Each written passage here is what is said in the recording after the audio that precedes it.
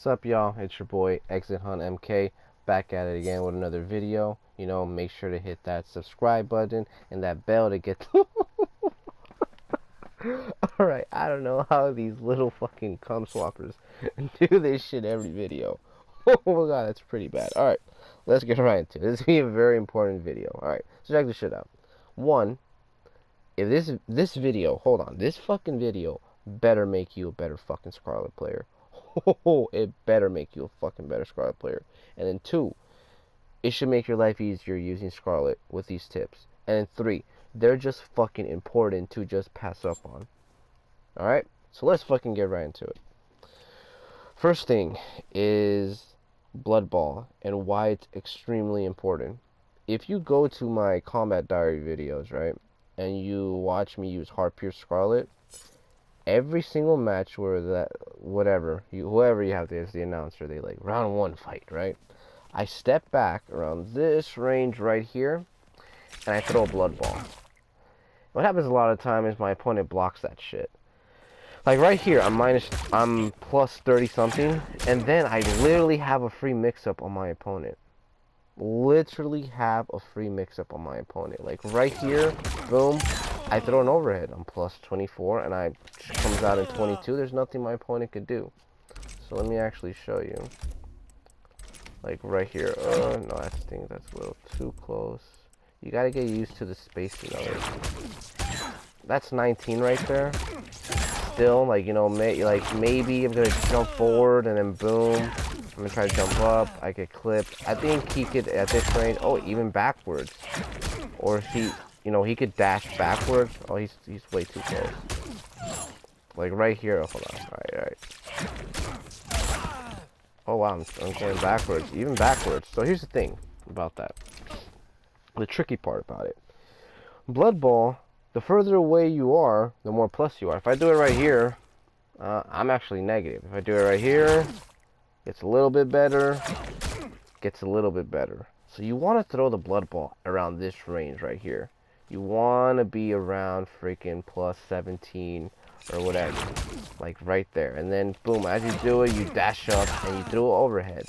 Or you dash up, sweep. Like right there I was plus 24. That's like the sweet spot right here. Extremely important to do this.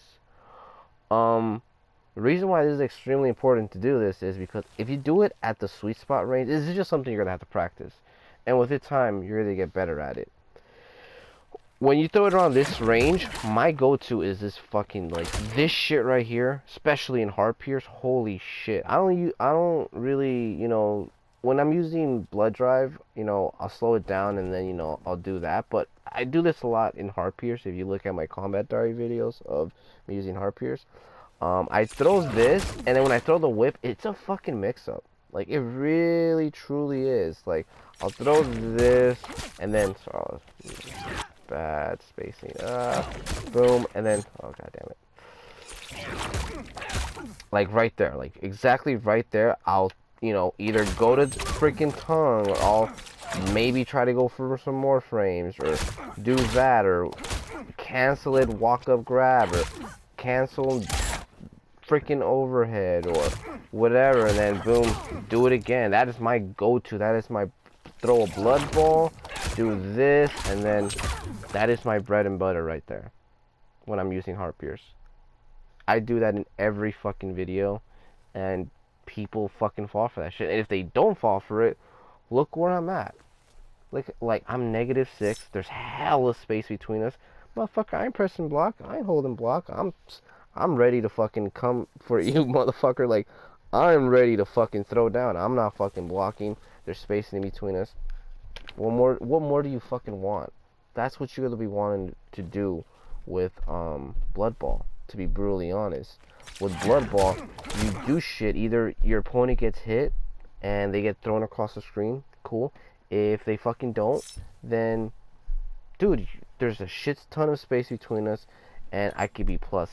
I could either be plus, or I could be minus whatever, and there's pushback, or whatever the case may be. I could cancel it and do a whatever overhead, or whatever the case may be. Not only that, I could just do this, and then go into that. And if they're conditioned, right, with this, I'll just go into my forward 4 and start pressuring them from there. Like, you need to, like, use the blood ball at this sweet spot range, do that shit, and then, boom, get your plus frames. Because a lot of people block. They block it. And then there's some people that they'll try ducking it. And ducking it is kind of a bitch. It's kind of a bitch.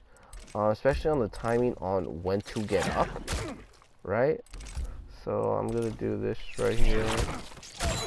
Right, so let's just, like, I'm gonna then try to jump, like, right there, that's good. Boom, cool, right? And then right there he gets caught. But then what you could also do is, oh sorry, you can do this and then do that right there. So I'm gonna try to jump and then whatever, right? And then just the timing to get up from it is just very, very tricky. Like right there. God damn it. Alright. Wait, and then whatever, you can do that. Or what another thing that you can do is this right here. You could do this and then sorry. So Jesus Christ. Right here, check this out, and he's gonna try to jump, boom, and he just walks right into it. So there's just so much shit you can do, but it is something you're gonna need to, like, practice. You absolutely need to practice and know where you're gonna be plus with the blood ball. Because a lot of people are just stupid. Like, they don't do nothing with the plus frames. They don't do shit. If your opponent blocks that shit and you're around this area, dude, pressure them. Do something. Throw tongue. Do something other than fucking keep going backwards. Like, what the fuck? You're not gonna get anything from going backwards with Skarlet unless it's that last fucking round and you're trying to chip them out. Like, that's cool. But, you know, you can literally throw blood balls and then set up to get health back from all the way over here. There's just a lot of shit you can do and pressure your opponent. So stop being a fucking dumbass. Stop doing this shit instead of stepping backwards and throwing tongue. You know, it's not, you know, it's okay to do that. But it's like, dude, if you're at this range, like, dude, go in there and do a free fucking mix-up. Throw your fucking overhead. Throw your sweep. Throw this shit. Or, fuck it, throw this shit and possibly get a crushing blow. Or, boom, get your fucking plus frames. Or going for a jump. Do something other than nothing. Other than maybe another blood ball. You know? So, that's what you need to do with blood ball. And then also establishing, like, when you throw a blood ball and they start ducking, boom, you hit them with tongue. That's another thing that's extremely important. So here's the thing. So every time, I talk about this in other videos, every time you hit your opponent with some shit, right, they literally have to guess whether you're going to throw a blood ball or a tongue. Every time. Like, any move that, like, throws your opponent across the screen, or grab, even, they literally have to guess whether you're going to throw a tongue or, you know, try to get health back if they try jumping like a fucking idiot or whatever the case may be.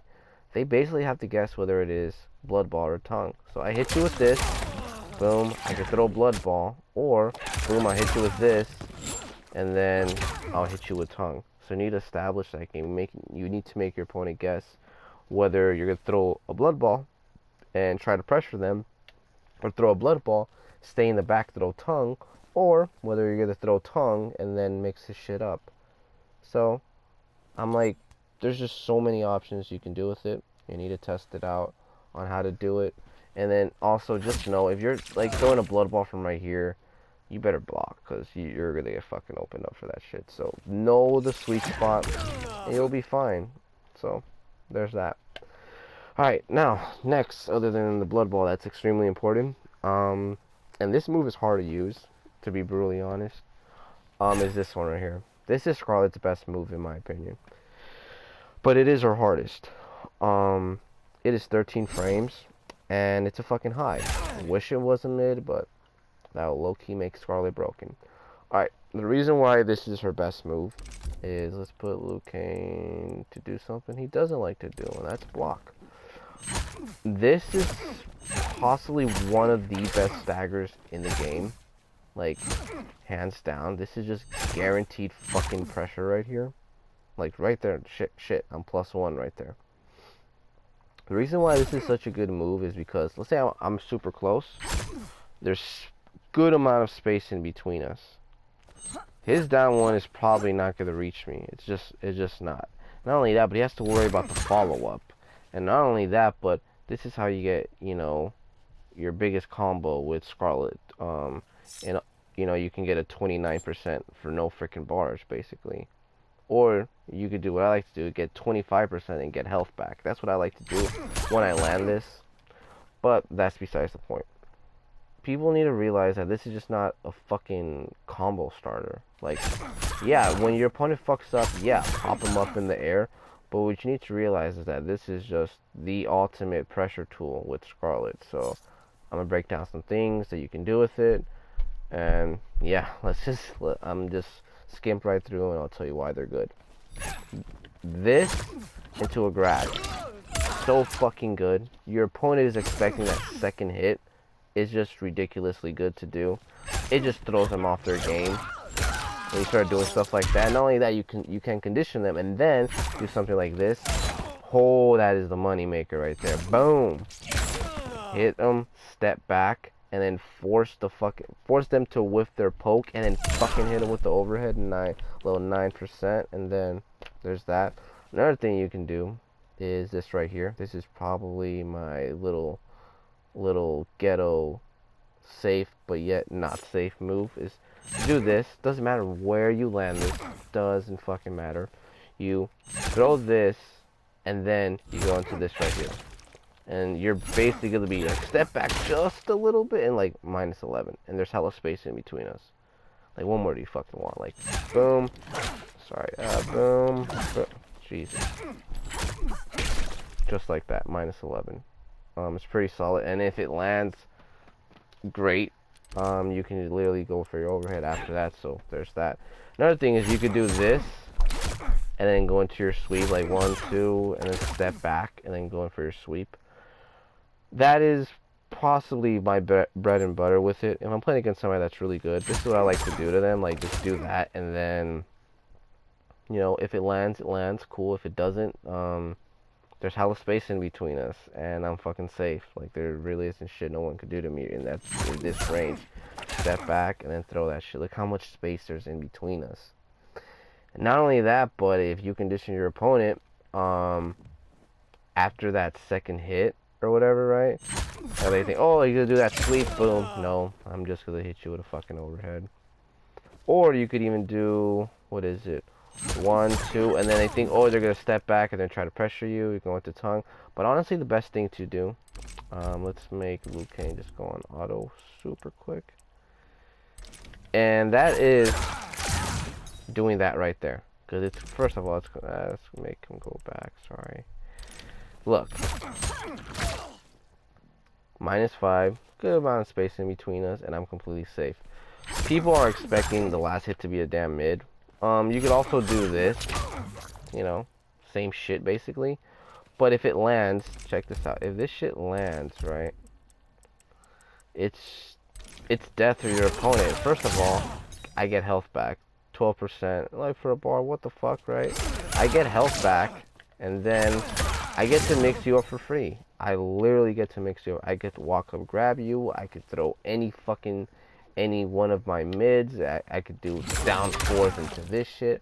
I could do whatever the fuck I want, is what I'm basically trying to tell you. So this is really good to do. You have to do this all the time. Not all the time, but like, do it so it's just not every time you do this it's gonna be a stagger. So like, just doing this is good, and then also doing this, sweeps, all that shit is good. So there's that. But one of my favorite things to do with this string, let's make him go back into that. I call this one the Hacksaw Jim Thuggin. And this is where I get my crushing blow, right? And that's boom, step back, and then boom. If he decides to press a poke, like do a poke or whatever, first of all, he gets spaced out, and then I get a free crushing blow. A free fucking crushing blow. Just like that. Not only that, but dude, check this shit out. It's basically possibly the best way to setting up your crushing blow. 1, boom. you get your fucking overhead crushing blow started, which a lot of people, first of all, let me give you some little quick tips on the overhead. People say